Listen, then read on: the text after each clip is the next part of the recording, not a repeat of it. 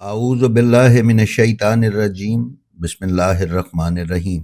ناظرین و سامعین السلام علیکم، امید ہے آپ خیریت سے ہوں گے اور ہمارے ویڈیوز سے مستفید ہو رہے ہوں گے۔ ناظرین، امیر المومنین حضرت علی ابن ابی طالب علیہ السلام کی ذات والا صفات مظہر العجائب ہے۔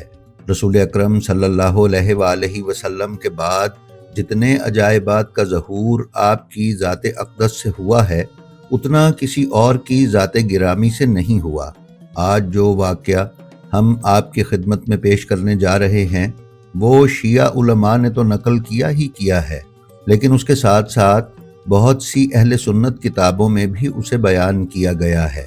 آیت اللہ ہاشم بہرانی نے بیان کیا ہے کہ یہ واقعہ علماء شیعہ کے ہاں بہت معروف ہے، اور یہ واقعہ حضرت امیر المومنین علی علیہ السلام کے معجزات میں سے ایک معجزہ اور آپ کے دلائل امامت میں سے ایک دلیل ہے۔ آیت اللہ ہاشم بہرانی نے اس واقعے کو کتاب الانوار سے نقل کیا ہے، اور اس کے ساتھ ہی ساتھ یہ واقعہ کتاب بہار الانوار جلد 18 اور جلد 63 میں بیان کیا گیا ہے۔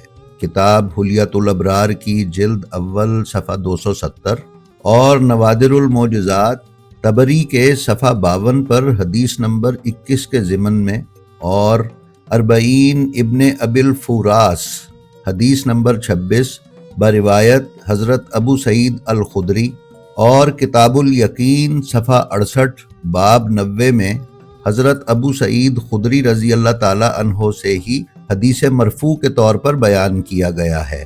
اس کے ساتھ ہی ساتھ ابن شازان کی کتاب الفضائل کے صفحہ 60 پر بھی یہ نقل کیا گیا ہے، جسے انہوں نے زازان سے روایت کیا ہے اور جس کے راوی ابو سعید خدری ہی ہیں۔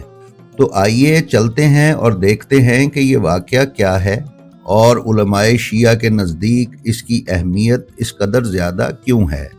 ناظرین، زازان نے حضرت سلمان فارسی سے روایت کی کہ انہوں نے فرمایا، ایک مرتبہ رسول خدا صلی اللہ علیہ وآلہ وسلم مدینہ سے باہر ایک چٹیل میدان میں بیٹھے ہوئے تھے، اور آپ کے پاس آپ کے صحابہ کی ایک جماعت بھی موجود تھی، اور آپ ان سے گفتگو میں مصروف تھے۔ اچانک ہم نے دیکھا کہ ایک بگولا بلند ہوا جس سے کافی غبار پھیلا۔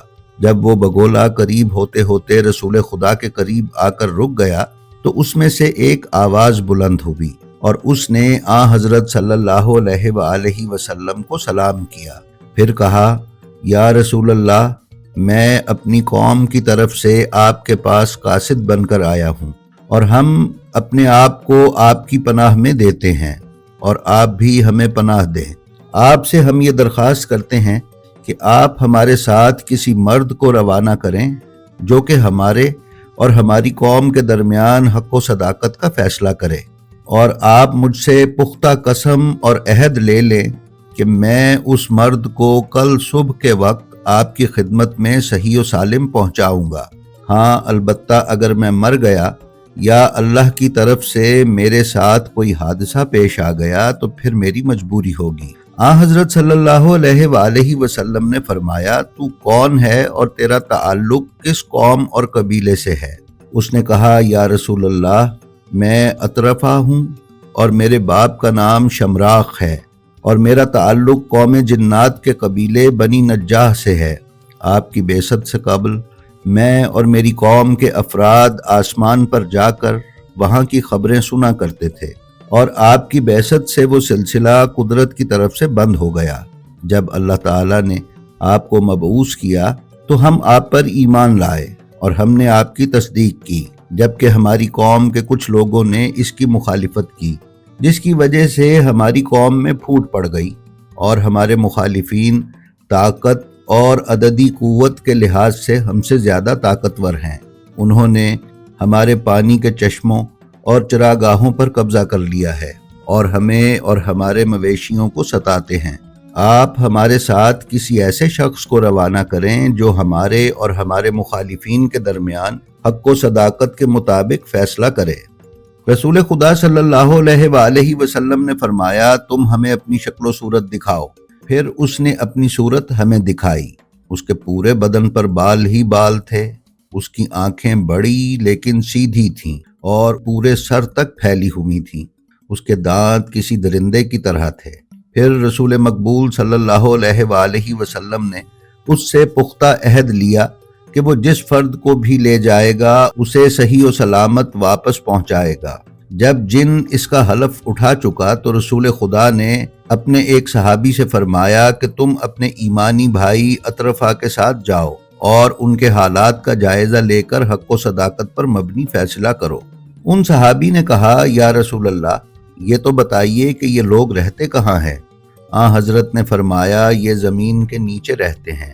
ان صحابی نے فرمایا یا رسول اللہ، میں بھلا زمین کے نیچے کیسے جاؤں گا، اور میں تو ان کی زبان بھی نہیں جانتا، اس لیے میں ان کے درمیان فیصلہ کیسے کروں گا؟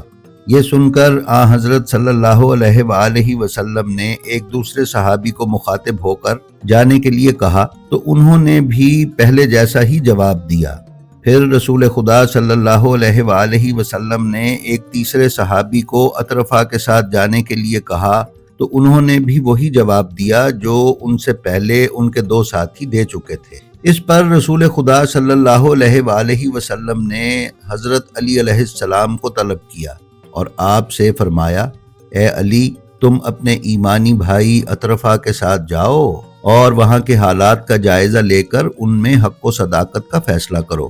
امیر المومنین علیہ السلام نے رسول اکرم کا یہ حکم سنا تو تلوار حمائل کی اور اطرفہ کے ساتھ چل پڑے۔ سلمان کا بیان ہے کہ کچھ دیر تک میں ان دونوں کے پیچھے چلتا رہا۔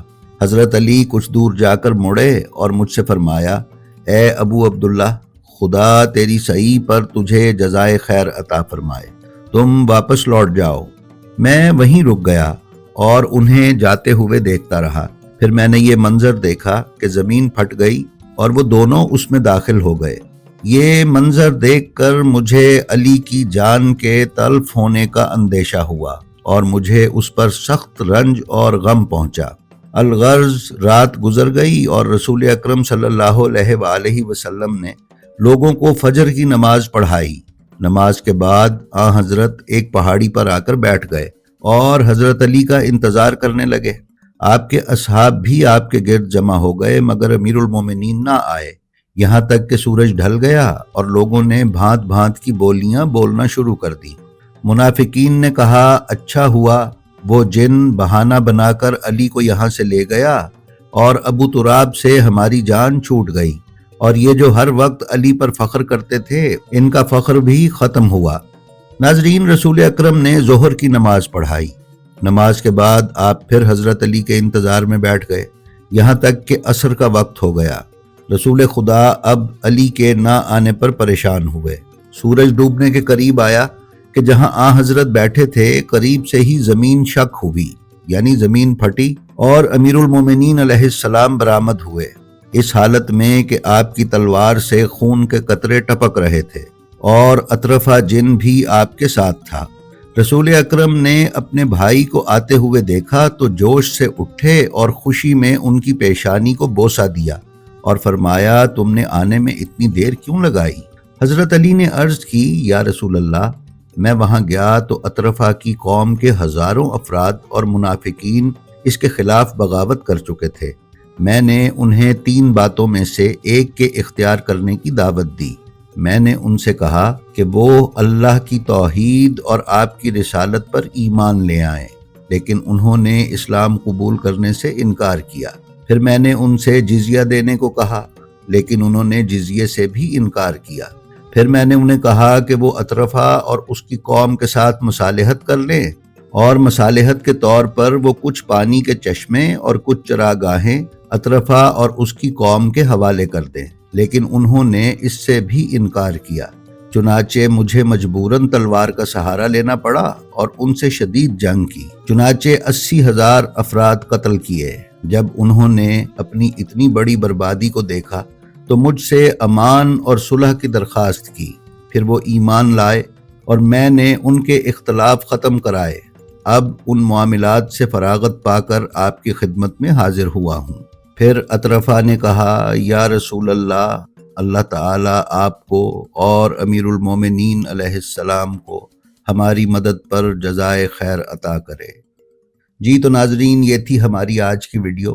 ہمیں امید ہے یہ آپ کو پسند آئی ہوگی۔ اگر آپ ہمارے چینل بلینڈ آف ہسٹری پر نئے ہیں تو ہم آپ سے گزارش کرتے ہیں کہ برائے مہربانی اسے سبسکرائب کر لیں اور اس کے بیل آئیکن پر کلک کر کے آل نوٹیفیکیشنز کی سیٹنگ کا انتخاب کر لیں تاکہ آپ ہمارے کسی ویڈیو سے محروم نہ رہ سکیں۔ اس کے ساتھ ہی ساتھ ہم آپ سے یہ بھی درخواست کرتے ہیں کہ آپ اپنا اور اپنے متعلقین کا بے حد خیال رکھیں اور خلق خدا میں آسانیاں تقسیم کرتے رہیں۔